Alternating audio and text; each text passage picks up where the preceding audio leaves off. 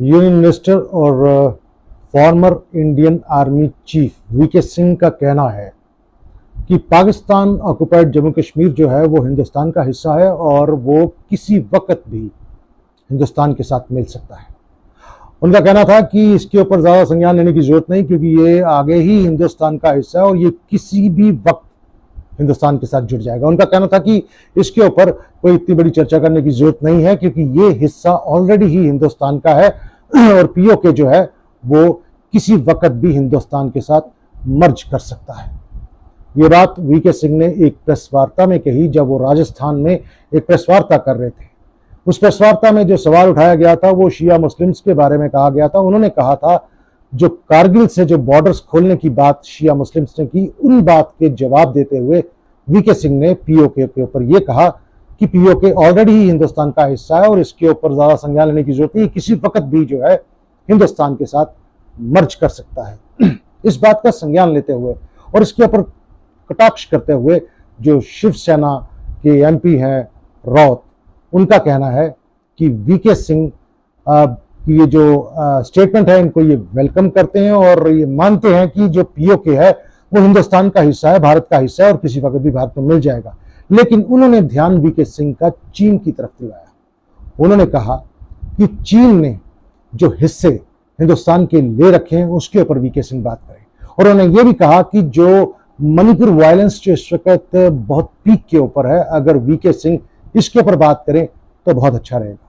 इसके साथ उन्होंने ये भी कहा कि जब वीके सिंह खुद जब जनरल थे, चीफ थे, उस वक्त अगर ये बात करते तो बात जचती कि पीओके जो है वो हिंदुस्तान का है और किसी वक्त भी मर्ज कर सकता है। उस वक्त उन्होंने ये बात नहीं की। इसी बात का आगे संज्ञान लेते हुए राउत ने यह भी कहा कि वीके सिंह सबसे पहले गवर्नमेंट का तवज्जो जो है वो मणिपुर वायलेंस की तरफ थे, क्योंकि वो मुद्दे को भटका रहे हैं।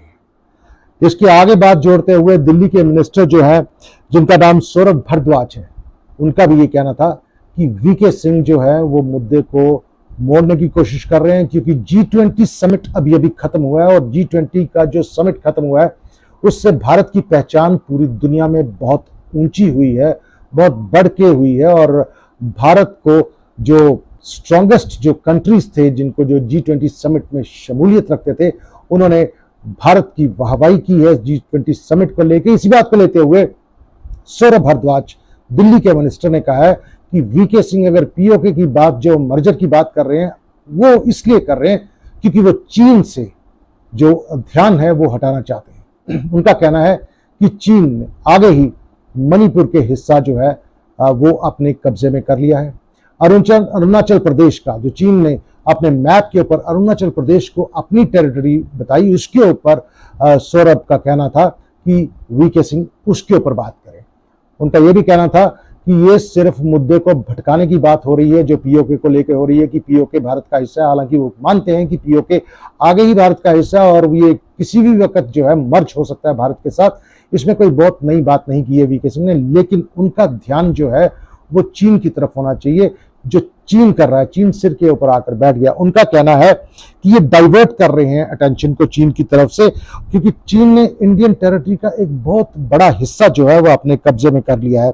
उनका यह भी कहना था कि जो 66 पोजीशंस जो पहले भारत के कब्जे में थी या जिस पे भारत पेट्रोल करता था उस एरियाज में, जिसमें गलवान एरिया की भी बात है, 66 पोजीशंस में से 26 पोजीशंस जो हैं वो चीन ने अपने कब्जे में कर लिए हैं और उनमें अब भारतीय फौजों की एक्सेसिबिलिटी नहीं है।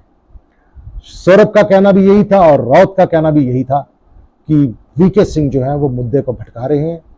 पीओके भारत का हिस्सा है, वो भारतीय मानते हैं और ये किसी वक्त भी मर्ज हो जाएगा। ये कोई बहुत बड़ी स्टेटमेंट नहीं है कि ये किस वक्त मर्ज हो जाएगा, किसी भी वक्त मर्ज हो सकता है। लेकिन सबसे इंपॉर्टेंट जो ज्वलंत मुद्दा है, जो दोनों राउत ने शिवसेना के और दिल्ली के मिनिस्टर सौरभ भारद्वाज ने जो कही है, वो सिर्फ वीके सिंह से ये कही है कि वो बात करें चीन की, जो भारत के सिर के ऊपर आकर बैठा हुआ है।